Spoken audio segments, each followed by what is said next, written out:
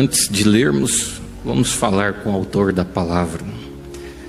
Grande Deus, eterno Pai, galardoador de nossas vidas, recompensador das nossas almas.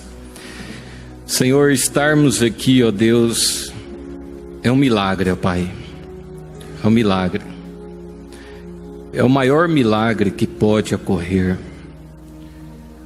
O mundo cheio de maldades, contaminações, vírus, atingindo os corpos físicos, os espíritos, as almas das pessoas, vírus da incredulidade, da desobediência, da incredulidade, Senhor, da maldade, do pecado, e nós estarmos imunes, ó Deus, tanto físico como espiritualmente, é um milagre, Senhor, é um milagre.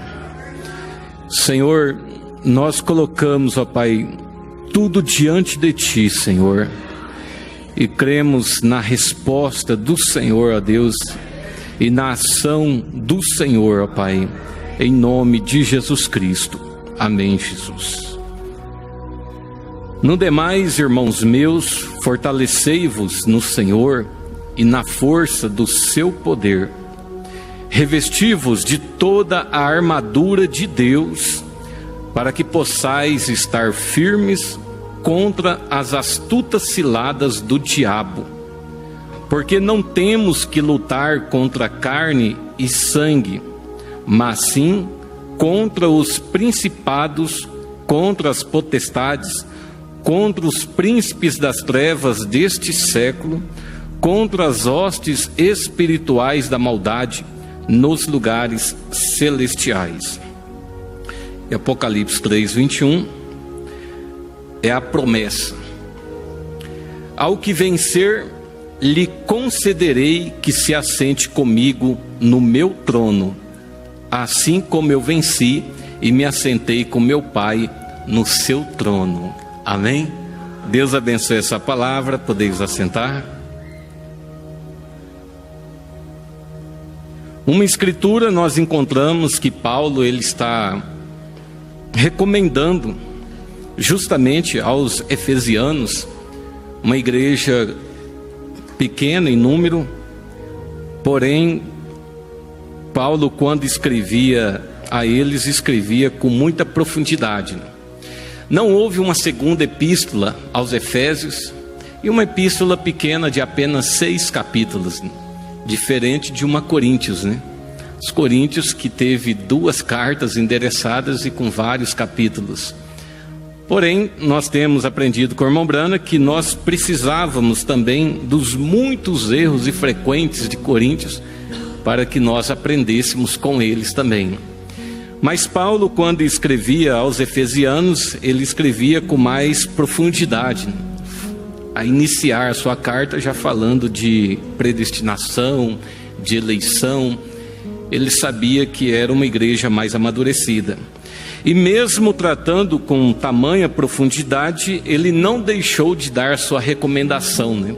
Ao finalizar a epístola, a sua carta, escrevendo, como nós acabamos de ler, toda essa recomendação, a armadura de Deus, trazendo eles a uma consciência de que o nosso principal inimigo não é contra a carne, ou seja, não é contra o vizinho, contra o filho, contra o pai, contra a esposa, contra o marido, contra aquele que dá a buzinada no trânsito, né? Não é contra a carne, nem contra o sangue, mas é contra os espíritos. E se tem uma era que está mais possessa de espírito, é essa era. E com razão, né? O diabo, ele está solto literalmente. Literalmente. E é claro que ele tem o seu alvo em quem ele vai estar atacando. Porém, quando nós encontramos aqui em Apocalipse, os 3 primeiros capítulos, quando Paulo estava escrevendo as eras da igreja, não propriamente a uma cidade, muito embora levava esses nomes, mas ele estava, sempre se referia, Paulo não, né? Eu disse Paulo, João, né? A revelação do Apocalipse. E quando ele escrevia essa revelação de Jesus Cristo, estava endereçando e citando o momento de cada era, citando cada momento presente, há quase 2000 anos atrás, e no entanto ele relatando o quadro transparente como está hoje. E ele disse no versículo 21 de Apocalipse 3, ao que vencer. Ao que vencer lhe concederei que se assente comigo no meu trono, assim como eu venci e me assentei com meu Pai no seu trono. E ele diz, quem tem ouvidos, ouça o que o Espírito diz às igrejas. Poderíamos talvez perguntar, mas não é apenas uma igreja através de todas as eras, como o quadro que foi desenhado pelo irmão Brana, as 7 eras da igreja? O irmão Brana diz que as duas vinhas, elas marcham conjuntamente desde a primeira era. As duas vinhas. E cada escrita, cada carta que estava sendo endereçada, estava colocando uma repreensão e um elogio. Junto com esse elogio havia uma promessa, uma recompensa. E essa repreensão era justamente destinada à falsa vinha, à falsa igreja. Porém, o elogio e também a recompensa vinha para a verdadeira igreja. E por isso que nós temos lido aqui, para esta verdadeira igreja, justamente o elogio. Então Deus, ele direciona essa palavra justamente para você, ao que vencer. Não é aquele que saiu primeiro, não é aquele que foi o primeiro batizado, ou o último batizado. A vitória, ela é concedida não para quem sai, mas para quem chega. Para quem atravessa essa linha de chegada. E não é para quem tem 50 anos de fé. Até porque a fé, ela vai ser igualada para todos. Para todos. E a gente observa que, pastor Mauro, que as pessoas, os últimos batizados, o nível de fé que já está. Agora, eu quero direcionar para você justamente ao que vencer. Em Apocalipse, no capítulo 21, a partir do versículo 18, a revelação que Jesus Cristo estava dando para João, e ele escrevendo, começa a descrever sobre a nova Jerusalém. Mas essa nova Jerusalém virá a quem? Ao que vencer. E nessa descrição ele coloca os fundamentos do muro da cidade estavam adornados de toda pedra preciosa. Irmãos, são coisas que a nossa mente ela não consegue imaginar, não consegue calcular. Quando a gente começa a observar de que aqui nessa cidade terrena, quando um asfalto, um pinche preto é passado na frente das ruas, as pessoas se alegram. Elas ficam felizes por um asfalto, por um pinche preto. Enquanto que o eleito, ele vai ter na frente das suas grandiosas mansões, não vai ser um pinche preto, mas vai ser ruas de ouro. E ouro de primeira qualidade. Aleluia! Os muros vai ser de pedras preciosas. É jaspe, safira, esmeralda, diamantes. Quando a Bíblia fala que lá haverá mansões para você, minha irmã, meu irmão, talvez você não conquistou a sua casa própria aqui. Com muita dificuldade, ainda assim está se pagando o aluguel que tem o seu vencimento mensal. Às vezes até mesmo que atrasando alguns, não tendo nada aqui, mas do outro lado possuindo todas as coisas. A Bíblia fala que são mansões celestiais. E mansões na linguagem da Bíblia não é como na linguagem dos homens. São mansões mesmo, escrituristicamente já no seu nome, propriedade sua. Aleluia! Uma casa, mais do que uma casa, feita de ouro, de pedras preciosas. No capítulo 22, a Bíblia fala: e mostrou-me o rio puro da água da vida. Não era um chafariz qualquer, não era uma caidinha de água qualquer, simplesmente para ficar um pouquinho mais bonito. Não, o grande arquiteto, Deus, Ele preparou isso para cada um de nós. Haverá sim, um rio nesta moradia. E não é de uma água contaminada, uma água suja, cheia de metais pesados, que está adoecendo as pessoas. Não! Mas haverá um rio de água pura, claro como cristal, e que as suas procedências vêm do trono de Deus e do Cordeiro. Ah, glória a Deus! Isto é para quem? Repete comigo. Ao que vencer. Irmão, irmã, a sua batalha nesta noite não está sendo em vão. A sua luta nesta noite não está sendo em vão.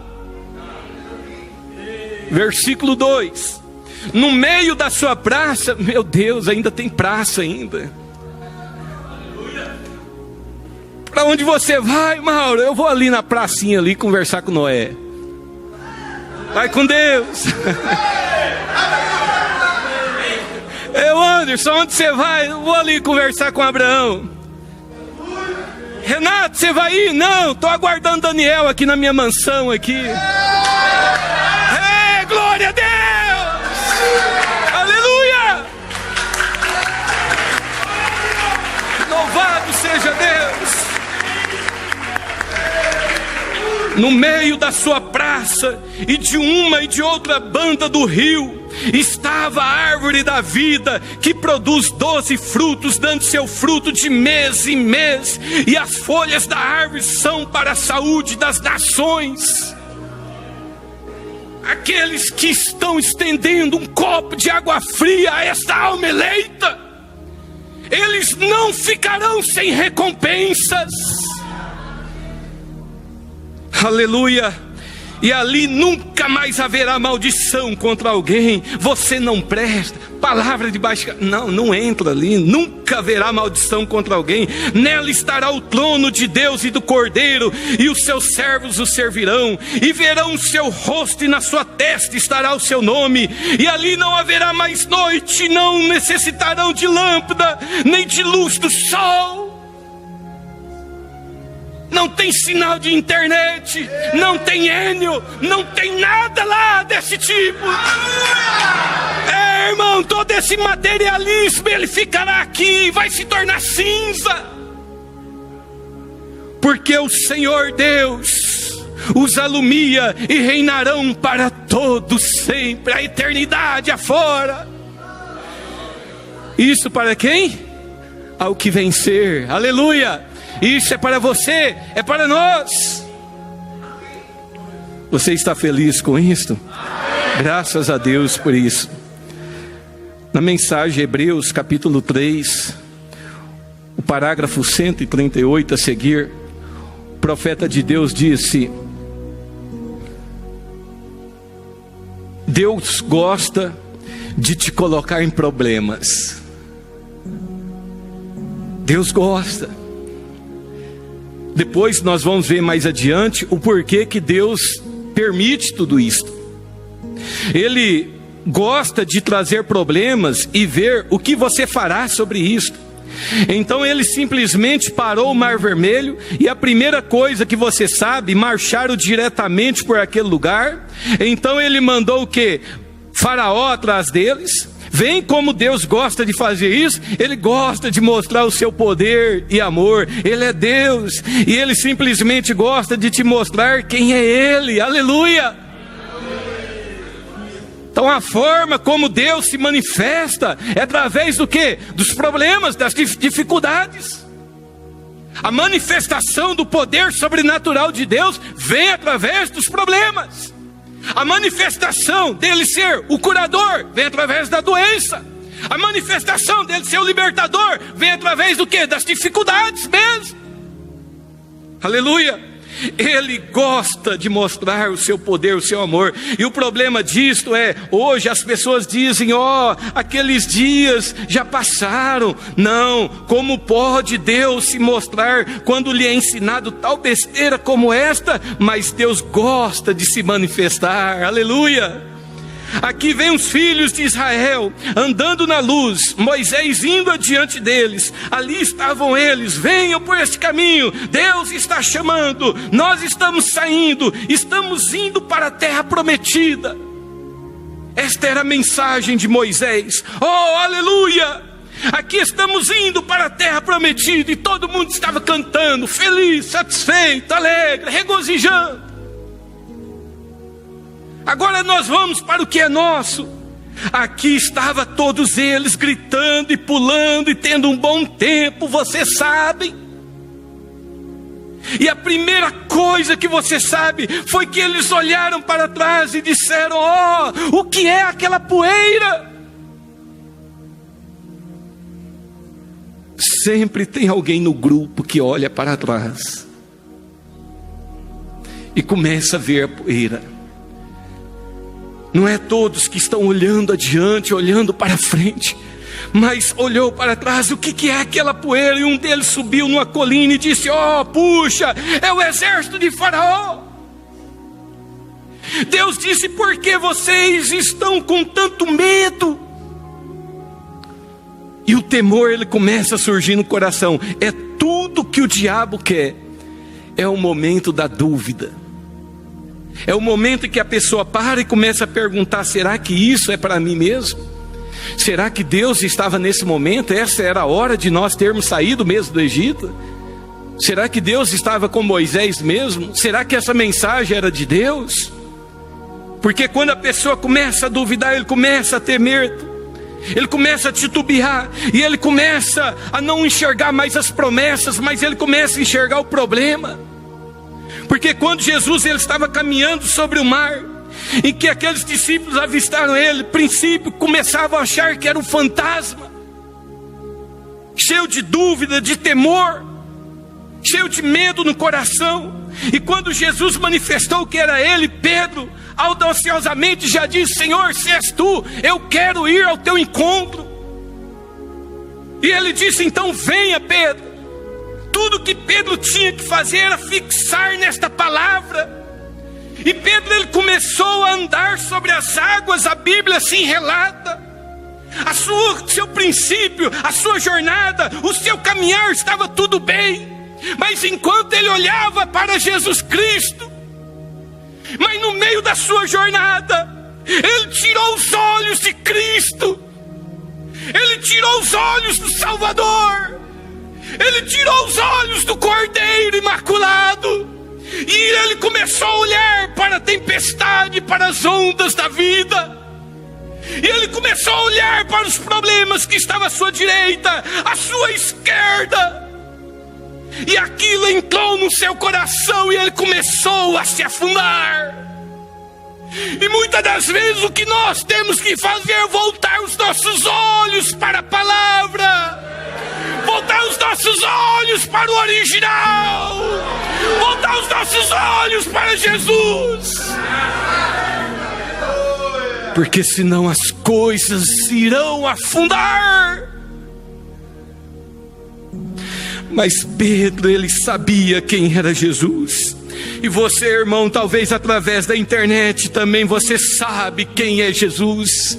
Você sabe quem é que te deu essa mensagem, quem te revelou esta mensagem. E na hora que ele estava afundando, ele disse: Jesus, Senhor, salva-me, Senhor, eu estou afundando. Bem-aventurado é o homem, bem-aventurado é a mulher, bem-aventurado é o rapaz, é a moça, que possa grudar na cruz do Calvário e dizer: Senhor, salva-me! Senhor, salva a minha casa, salva os meus filhos, Senhor! Ah, irmão, a Bíblia não fala quantos metros Jesus estava dele, mas ela relata que Jesus apanhou a mão de Pedro naquela hora. Há um corinho que diz: chama Jesus. Chama Jesus em que ele aparece. Chama Jesus em que ele resolve todas estas coisas. Não tem ondas maiores do que Jesus, não. Não tem problemas maiores do que Jesus, não. Aleluia. E Deus disse: por que vocês estão com tanto medo? Vocês estão tenebrosos.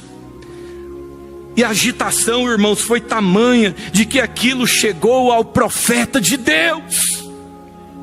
um homem que tinha visto Deus na sarça ardente, um homem que tinha visto as manifestações sobrenaturais, um homem que Deus tinha falado: você vai ser Deus no Egito. O que você disser, Moisés, vai acontecer. Aquilo abalou a estrutura de Moisés.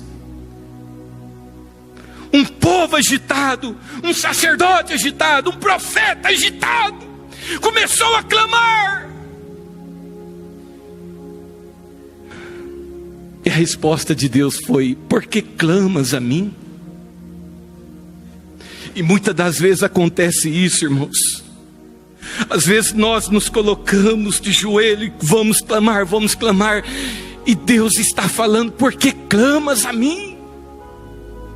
Mas será o quê? Moisés, por que clamas a mim, Moisés? Eu não disse para o povo marchar? Fala para o povo marchar, Moisés. Mas, Senhor, diante de nós está o Mar Vermelho. A nossa direita está a montanha, a esquerda está a montanha, atrás está o maior exército do mundo, os egípcios. O que nós vamos fazer? Fala para o povo marchar. Mas e o mar, Senhor? Este mar, ele vai se abrir.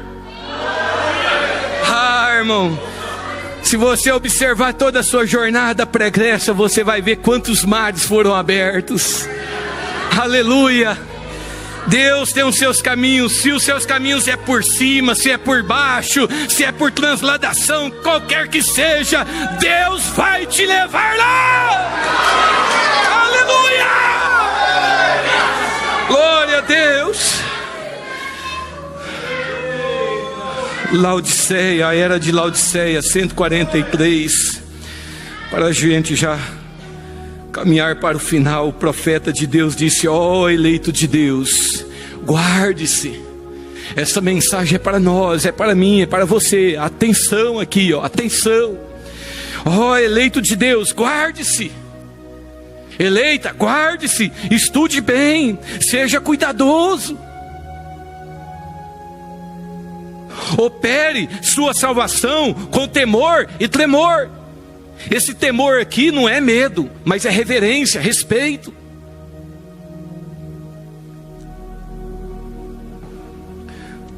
O profeta continua: confia em Deus. Confiar em Deus quando as coisas estão tudo indo bem é uma coisa, mas confiar em Deus quando começa a coçar a cabeça é diferente. Mas é justamente naquele momento em que a fé ela começa a se robustecer, ela começa a mostrar os seus músculos, ela começa a ser ativada, ela começa a ser desenferrujada. Aleluia! E seja forte em seu poder. Seu adversário, o diabo, está nesse instante a seu derredor, bramando como leão, buscando a quem possa dragar. Vigie em oração, esteja firme. Este é o tempo final, disse o profeta. É o entardecer de tudo, é o apagar das luzes, é o momento final. Já não é mais tempo de receber um outro mensageiro, já não tem mais uma outra era, já não há mais oportunidades para os gentios futuramente. Ambas, a verdadeira e a falsa vinha, elas estão amadurecendo nesse momento. Mas antes que o trigo amadureça, aqueles joios maduros serão atados em feixe para o fogo. Vejam, eles estão todos se unindo ao Concílio Mundial de Igrejas. Esta é a amarradura, logo virá o armazenamento do trigo. Mas neste instante, os dois espíritos estão trabalhando nas duas vinhas. Saiam do meio do joio. É a separação que Deus começa. Chega-se o tempo, e o tempo já chegou. E muitas das vezes é difícil, às vezes está do lado ali. Imagina aquele trigo que cresceu a vida toda daquele lado, e na hora que chega no amadurecimento, olha e fala: mas é um joio. Esteve do meu lado, crescemos, mas é um joio.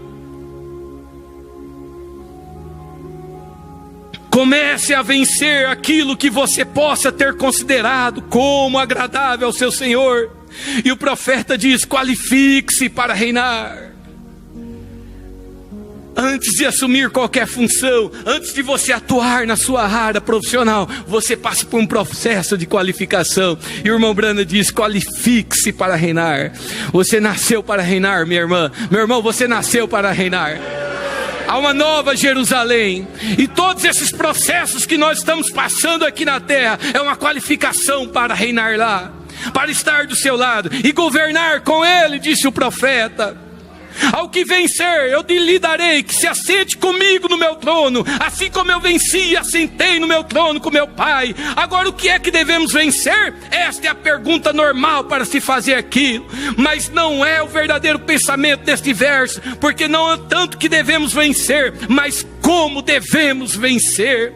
Isto é lógico. Como nós devemos vencer? Com a palavra de Deus. Jesus venceu Satanás, fazendo dele picadinho com a palavra, e é com a palavra que nós estamos vencendo, e é com a palavra que nós chegaremos lá. Aleluia. Ele foi obediente à palavra. Hebreus 5, versos 7 e 9. Agora não haverá nenhuma só pessoa sentada no trono do Senhor Jesus Cristo que não haja vivido a palavra. As suas orações, seus jejuns, seus arrependimentos, não importa o que você apresente a Deus, nenhuma dessas coisas dará a você o privilégio de se assentar naquele trono. Isso será concedido somente à noiva palavra. Como o trono do rei é compartilhado com a rainha, por estar ela unida a ele, assim também aqueles que são a palavra, como ele é a palavra, compartilharão do trono. Há um ditado em que diz: você é aquilo que você come. Se nós comemos a palavra, aleluia, Deus te abençoe em nome de Jesus Cristo. Amém.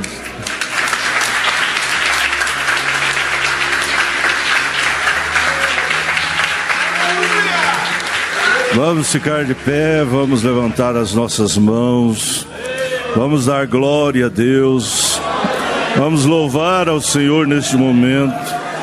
Louve a Deus pela sua cura, louve a Deus pela sua salvação.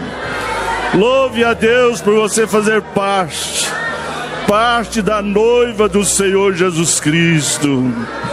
Obrigado, Jesus, por tudo que o Senhor tem nos mostrado, por esta revelação, Senhor, que o Senhor tem dado a cada um de nós, Senhor. Somos um povo privilegiado, Senhor. Saber o que nós sabemos, ó Deus, conhecer o que nós conhecemos, nos faz mais do que vencedores através do sangue do Senhor Jesus Cristo. Amém, Senhor, amém. Vamos levantar as nossas mãos, vamos dizer: Deus continue abençoando o evangelista irmão Aldair, sua família, seu ministério, né? Deus possa continuar ungindo com esta unção do Senhor, né? O nosso Deus abençoe para todos que esteve conosco através da internet: Goiás, Minas Gerais, Pernambuco, Paraná, São Paulo e uma conexão internacional. 141 conexão, pessoas que foram abençoadas conosco nesta noite, neste culto de louvor, de testemunho, mostrando o tamanho do nosso Deus. Quando a gente vê o tamanho do nosso Deus, os problemas ficam tão pequenos, né? Fica tão pequeno. Então, que Deus possa abençoar a cada um dos irmãos que esteve conosco através da internet. Terça-feira estaremos aqui naquele abençoado culto de oração, né?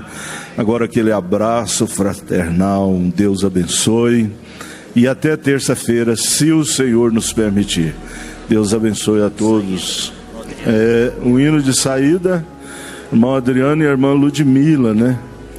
Faz-me renascer. Já estão aqui. Irmão Adriano e irmã Ludmila vai cantar o hino de saída. Deus abençoe o retorno de cada um dos nossos irmãos e até terça-feira, se Deus permitir.